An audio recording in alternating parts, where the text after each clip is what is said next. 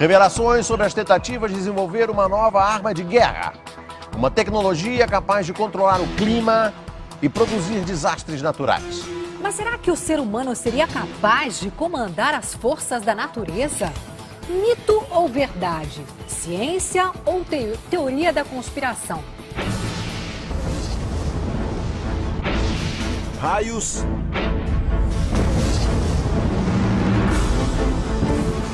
tempestades,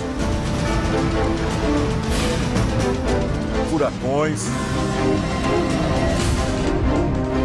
e terremotos.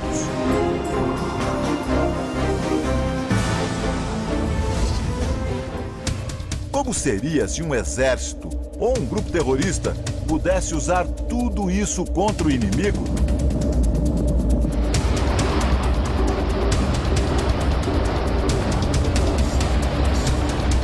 Será que isso já aconteceu? Desastres como esses que acabamos de mostrar sempre tiveram uma única explicação: a força incontrolável da natureza. Agora surgem novas teorias sobre a ação humana por trás da destruição. Experiências secretas ou pouco conhecidas teriam a finalidade de criar uma nova arma de guerra: a manipulação do clima. Uma tecnologia capaz de transformar, por exemplo, as ondas do mar num tsunami, como aquele do Japão, e com isso destruir uma cidade inteira.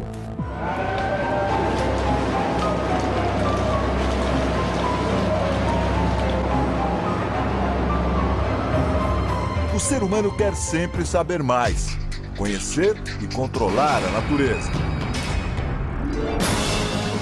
Usá-la em benefício próprio, para o bem e para o mal.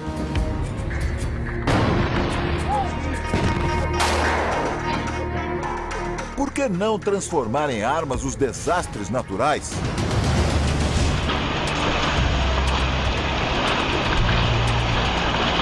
Delírio da imaginação ou possibilidade real?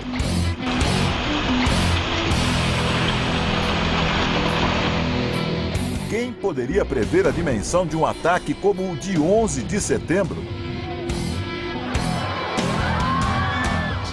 E hoje, 10 anos depois, quem pode garantir que o homem não vai produzir uma nova arma? Uma arma climática? Chuvas, terremotos e ondas manipuladas já são reproduzidos em laboratórios, como aqui, neste tanque de provas da Universidade de São Paulo. Mas será que o ser humano conseguiria fazer isso em proporções reais, maiores, e utilizar essa capacidade como arma de guerra a serviço de nações e até de grupos terroristas? Você vai ver agora indícios perturbadores de que isso já pode ter acontecido. E conhecer as experiências reais de controle das forças da natureza.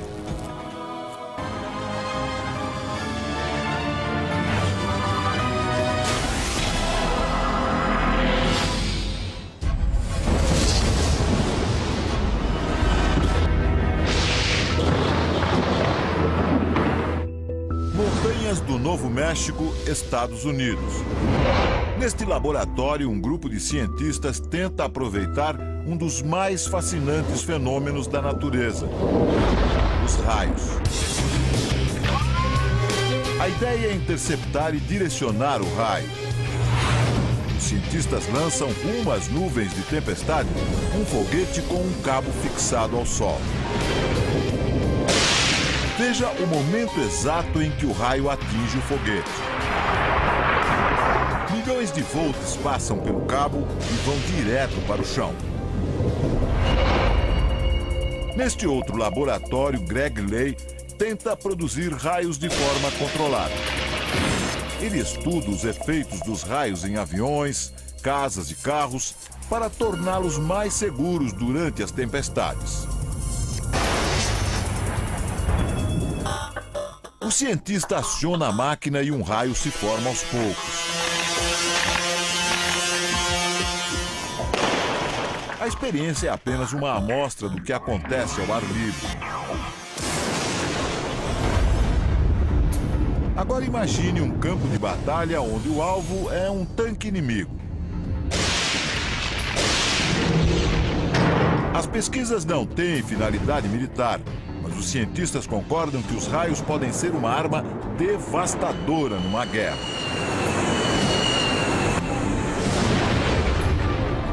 Eles podem percorrer uma distância de mais de 7 quilômetros e atingir o alvo com uma temperatura de 27.000 graus centígrados. O cientista Nick Pope explica que, além de matar, o raio pode cortar sinais eletrônicos, o coração das armas modernas. Pode interceptar sinais de radar, impedir a operação de sistemas e interferir em todos os tipos de programas de computador.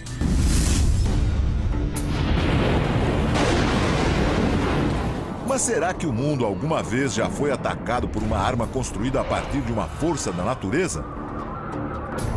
Julho de 1976. Apagões nos sistemas de comunicação do mundo todo ficaram sem explicação. Uma estranha frequência causou interferência em transmissões de rádio, televisão e telefone nos Estados Unidos. Jerry Smith é autor de um livro que trata das armas climáticas.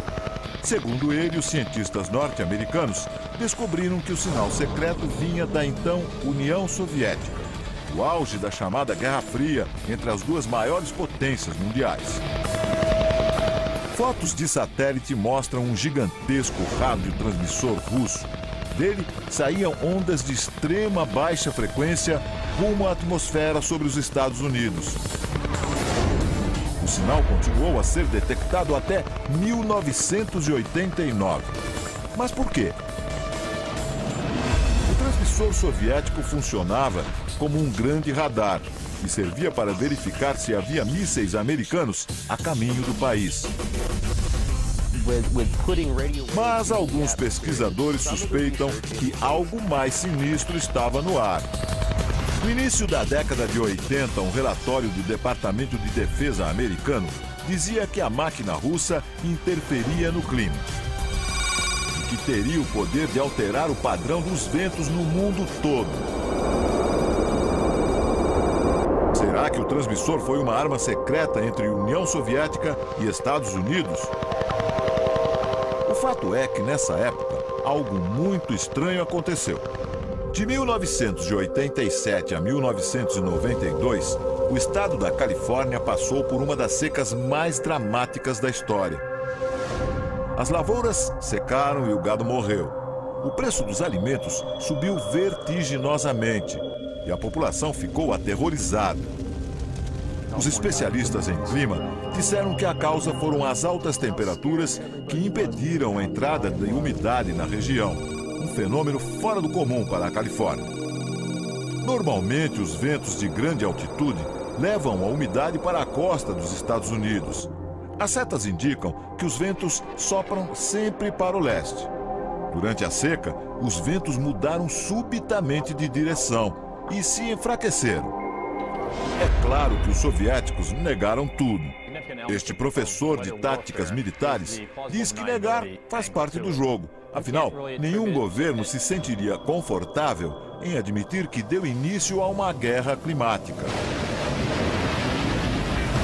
Coincidência ou não, em 92 os Estados Unidos começaram a construir este enorme complexo de antenas no Alasca, como parte do projeto conhecido como HAARP. A sigla em inglês quer dizer Programa de Investigação de Aurora Ativa de Alta Frequência. Um nome sofisticado para um projeto que começou na Força Aérea e na Marinha Americanas. O complexo reúne 180 antenas de 22 metros de altura. Juntas, elas podem apontar para qualquer alvo no céu e emitir milhões de watts de baixíssima frequência, formando uma trilha na atmosfera. Este militar americano diz que o projeto HAARP é usado apenas para fins de defesa. Mas uma outra teoria apareceu. A intensa energia jogada no céu pelo HAARP poderia ser um dos fatores do aquecimento global e das mudanças climáticas. O cientista Nick Begic acusa o governo americano de sonegar informações e garante: as pesquisas do HAARP são utilizadas, sim, para provocar mudanças climáticas. Quando as ondas de baixa frequência atingem a camada mais alta da atmosfera, elas criam um espaço vazio e mudam a posição das áreas de umidade. O cientista simula o efeito do HAARP em laboratório. Ele produz uma nuvem dentro de um tubo. Embaixo da nuvem há um transmissor de ondas de baixa frequência extrema. Quando as ondas são emitidas, a nuvem se move para o alto do tubo e leva junto o vapor. O HAARP é apenas um dos transmissores instalados no planeta. Há outros 20 centros de pesquisa semelhantes que funcionam em lugares secretos. Para alguns cientistas, estes transmissores são capazes de alterar o clima em qualquer lugar do mundo. Mudam a direção dos ventos e provocam grandes tempestades ou secas. Até mesmo os furacões poderiam ser provocados. Não há como garantir totalmente que esses equipamentos são usados como arma climática. No entanto, alguns fatos levantam ainda mais suspeitas. Em dezembro de 2001, cientistas da NASA, a Agência Espacial Americana, fizeram uma descoberta. Eles concluíram que vários terremotos aconteceram depois de mudanças climáticas radicais. Será que o HAARP tem alguma ligação com as duas coisas? O Dr. Brooks pesquisa terremotos. Ele trabalhava numa empresa de petróleo e gás e utilizava as mesmas ondas de baixíssima frequência do HAARP para suas pesquisas numa região do Pacífico. Sem querer, ele provocou um terremoto de cerca de 4,5 graus na escala Richter. O cientista mostra como o terremoto aconteceu nessa maquete do local. Um alto-falante produz sons muito graves e faz o solo tremer. Uma rocha que está no alto da coluna se desloca e acontece o terremoto.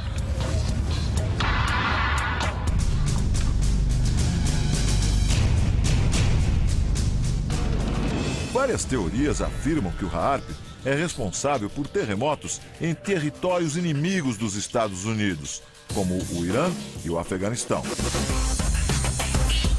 Alguns afirmam também que o HAARP está ligado a um estranho fenômeno que ocorre no céu. Nos últimos anos, estranhas formações de nuvens aparecem nos céus do mundo e continuam aparecendo. Parecem apenas jatos de fumaça deixados por aviões. Só que eles permanecem no céu por muito mais tempo. Às vezes por algumas horas, às vezes por dias, e formam nuvens artificiais. Nuvens que alguns pesquisadores chamam de rastros químicos. Chemtrails are deliberately sprayed by high-flying. William Thomas é autor de um livro sobre o assunto. A teoria dele é que esses rastros químicos são utilizados em conjunto com a HAARP.